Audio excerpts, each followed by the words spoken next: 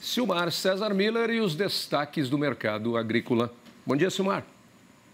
Muito bom dia, Otávio. Bom dia aos nossos amigos do Terra Viva. Ok, o Silmar mudou o enquadramento hoje, aí. Cresceu na tela, hein? Ó, tá diferente, né? Não tá, Alan? O nosso diretor TV ali tá diferente, sim. Tá assim, tá bom. Não é outra minha, deve ser do Alan. Vem cá, o tempo vai mudar, já mudou lá no sul, daqui a pouquinho a gente comenta um pouquinho. Como é que estão nossas commodities agrícolas e o mercado financeiro nessa quarta-feira?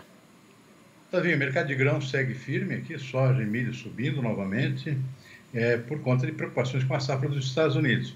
Hoje, muita expectativa com a divulgação à tarde do novo levantamento mensal do Departamento de Agricultura americano, o USDA, sobre as condições da safra americana, sobre tendências de produção, expectativa de que haja um corte na estimativa da produção de soja por conta de área menor do que estava previsto inicialmente e também por condições climáticas desfavoráveis lá para as lavouras americanas.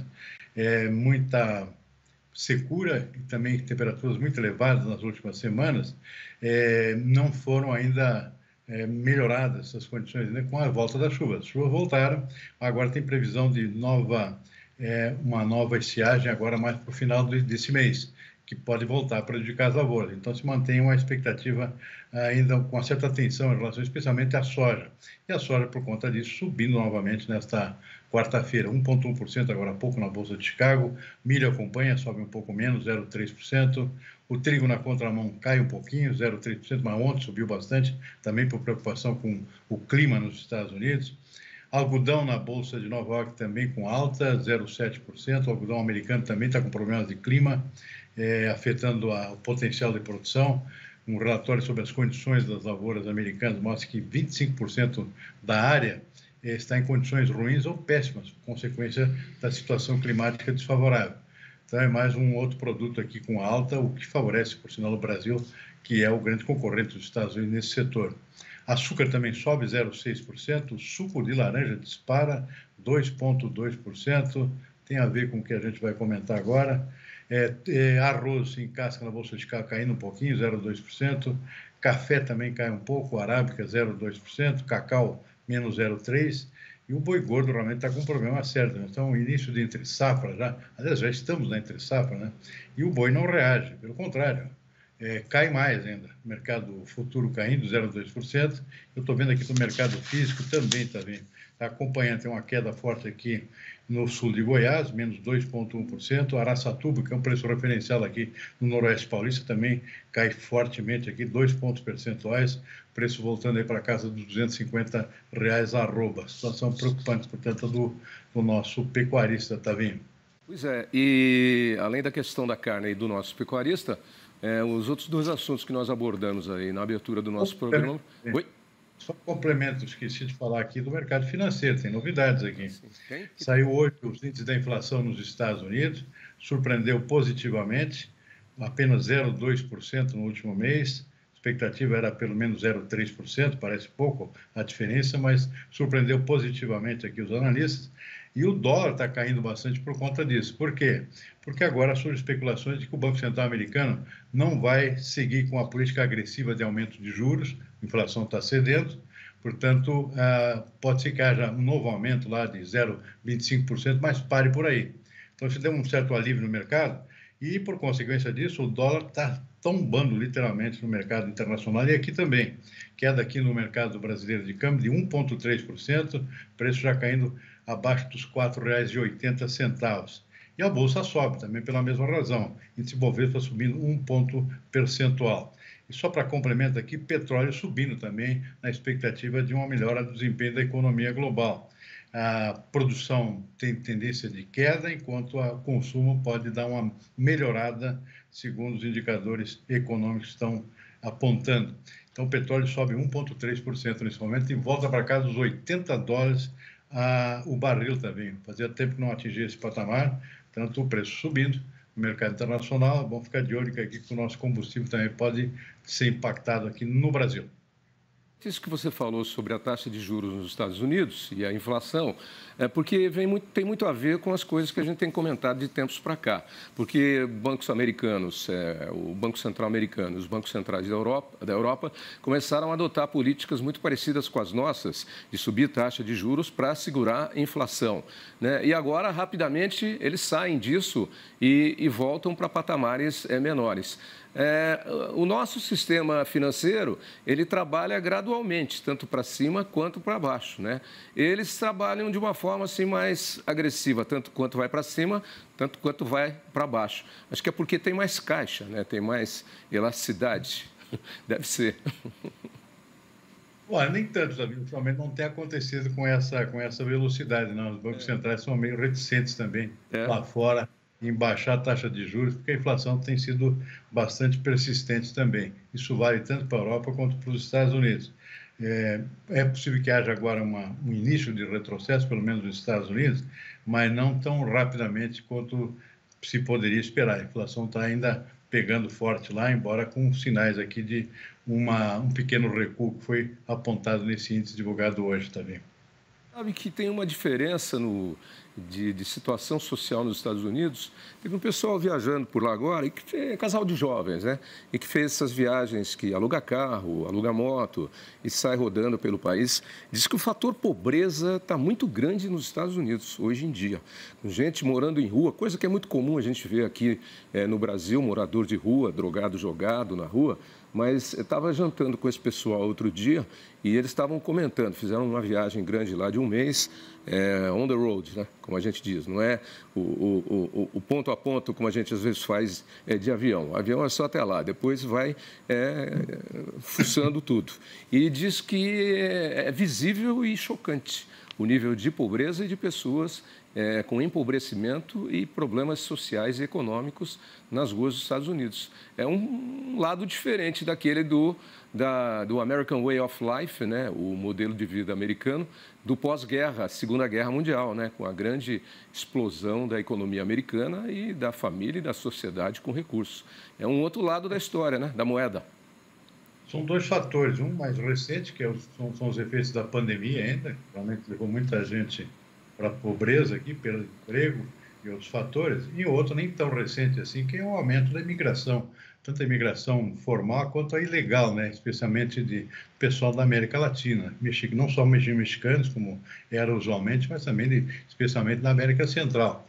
Então, muita gente pobre chegando lá, tentando emprego, numa economia que não está respondendo em termos de grande oferta de empregos.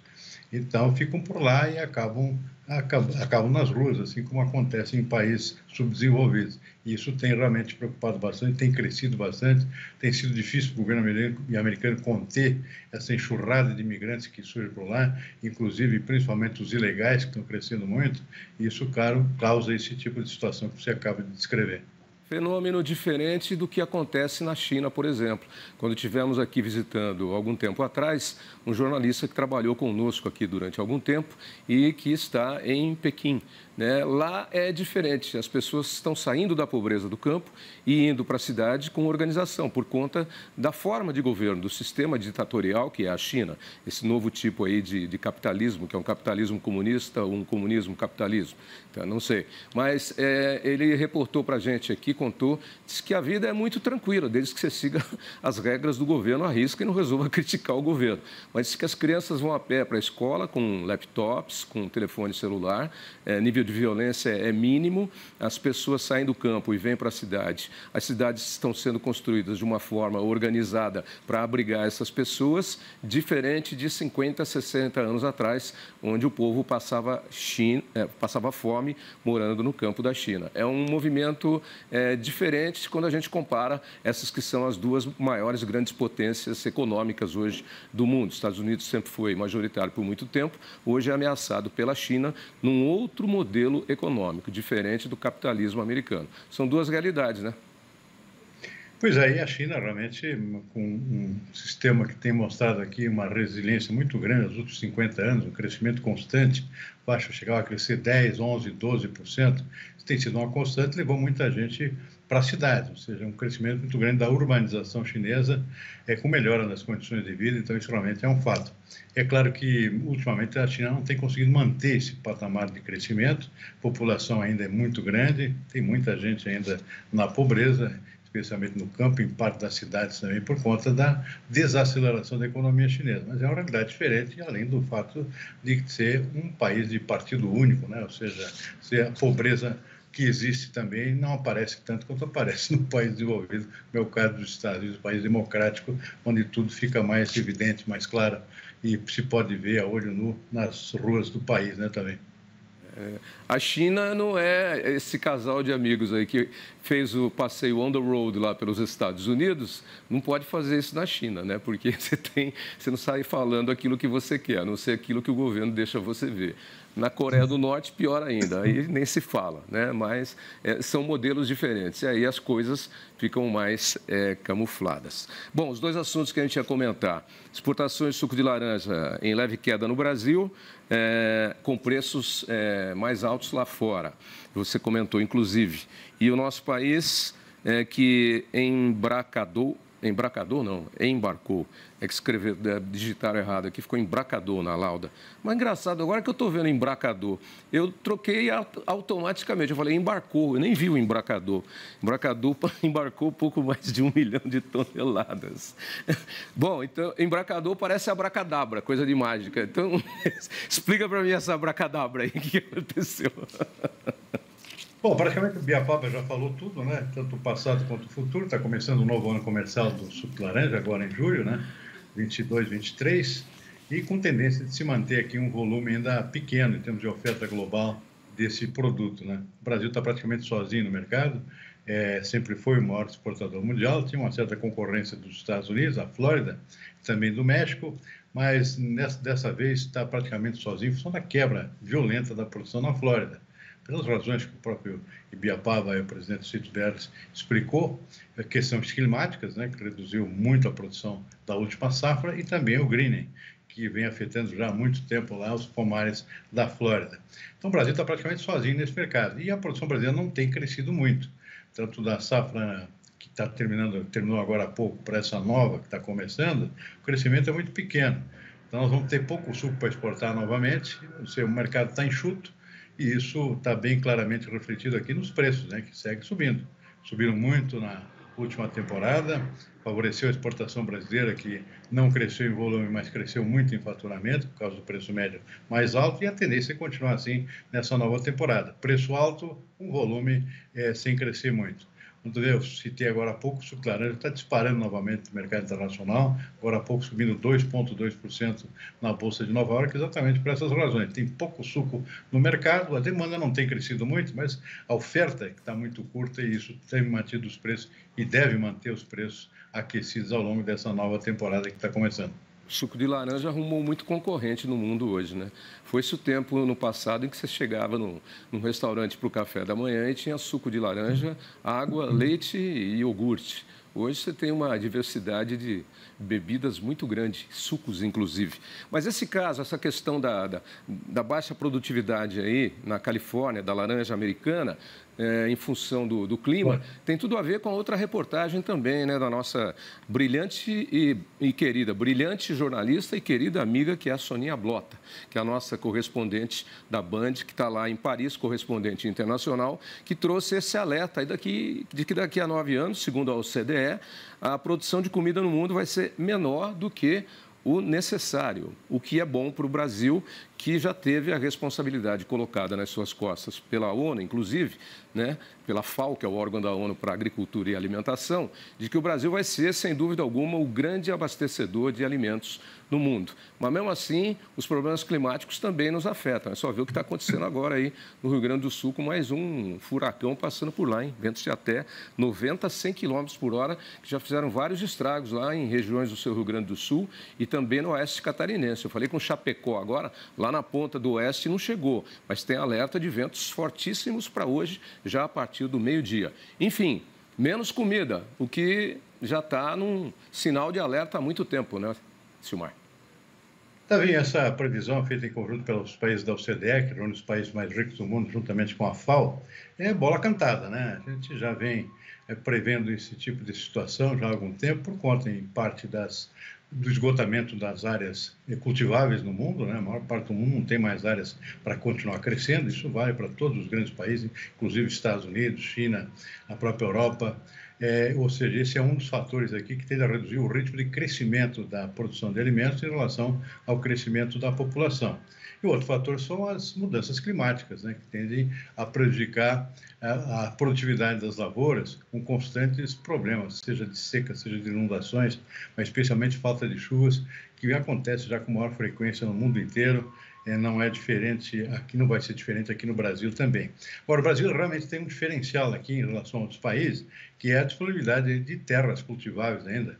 Os números divergem muito, mas se fala, por exemplo, que só em áreas de pastagem degradada, nós temos aí 50 milhões de hectares que podem ser aptos para cultivos de grãos, por exemplo, como soja e milho, juntamente com a própria pecuária, uma pecuária renovável aqui, que pode ter criação, por exemplo, numa área bem menor, não necessitando de extensões muito grandes em termos de pastagem. Então, isso é uma vantagem que o Brasil tem pela frente, e eu diria que crise, é bom lembrar desse ditado chinês, crise é sinônimo de oportunidade. Nesse caso aqui, a oportunidade é para o Brasil, que tem esse diferencial. Pode crescer em área ainda, o que é difícil em outras partes do mundo, sem contar que tem ainda um amplo espaço para crescer em produtividade, com o uso de maior tecnologia. Então, acho que abre-se um espaço muito bom para o Brasil, mas realmente, em termos globais, a preocupação aumenta a cada década, por conta do crescimento da produção de comida inferior ao crescimento da população, e não só da população em número, mas também da renda da população, que a gente imagina que deva continuar crescendo. É o caso do país como a China, por exemplo, mudou de patamar, um patamar de pobreza para uma economia mais equilibrada em termos de poder aquisitivo. Então, tá aí, é bom esse tipo de alerta, mas também é uma questão de oportunidade que surge para o Brasil, né? E as pessoas, às vezes, não têm ideia do potencial de produção de alimentos que o Brasil tem a mais, né? Além do que já produz, abastece o mercado interno e exporta aí para mais de 200 países. Semana passada eu estava vendo uma propriedade rural, uma fazenda de um amigo que está vendendo e está mostrando umas imagens. Lá no Tocantins, é impressionante a área que já está desmatada, que parte disso foi cultivado com soja, parte é utilizada para o gado. Tem muita área ainda com vegetação nativa, mas com autorização para desmate já, dentro das normas previstas pelo CAR e pelas regras de meio ambiente do Brasil. E é só um pedacinho, mas é uma imensidão lá no alto do Tocantins, né? Na beira do rio Araguaia, do Tocantins, não é do Araguaia, próximo. Enfim, existem áreas como essas imensas pelo Brasil afora. Estou citando uma aqui que, por acaso, eu vi imagens na semana passada. Então, nosso potencial de produção de alimentos, está certo, o solo é arenoso e o solo é pobre, mas o solo do Centro-Oeste, né, do Mato Grosso, também era dessa forma e teve que ser corrigido, e é corrigido. E hoje, olha a potência da produção de grãos, que é o Centro-Oeste brasileiro. Então, o potencial do Brasil, embora muita gente reme contra aí, é imenso sem precisar desmatar mais área nenhuma, né? Só o que já tem aí disponível. Esse é o ponto favorável. Aqui não precisamos desmatar nada, zero. Só aproveitando essas áreas degradadas de pecuária, de longos anos de pastoreio, né? Se degradaram, estão aí paradas, não servem nem para pecuária, nem para mais nada. Mas são áreas que podem ser recuperadas para a produção de grãos, por exemplo, né? Basta a correção de solo, todo um tratamento aqui que devolva a fertilidade desse tipo de solo. Isso já vem acontecendo também. Você pega aqui a região leste do Mato Grosso, por exemplo, contornando aqui o rio Araguaia, depois lá o Tocantins, lá em cima, isso já está acontecendo. São áreas convertidas de pastagem degradada para hoje um celeiro de produção de grãos, já, juntamente com pastagem também para pecuária, ou seja, a famosa integração lavoura-pecuária, e inclusive florestamento, né? Ou seja, tudo numa área só que há pouco tempo atrás não tinha aproveitamento nenhum com o fim do pastoreio.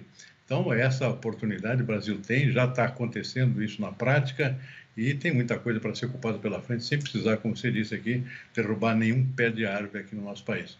Como você disse, esse exemplo que eu dei das imagens que eu vi, está exatamente nesse triângulo final lá do estado do Tocantins, com dois rios, né? É o Tocantins aqui e o Araguaia aqui, um de cada lado.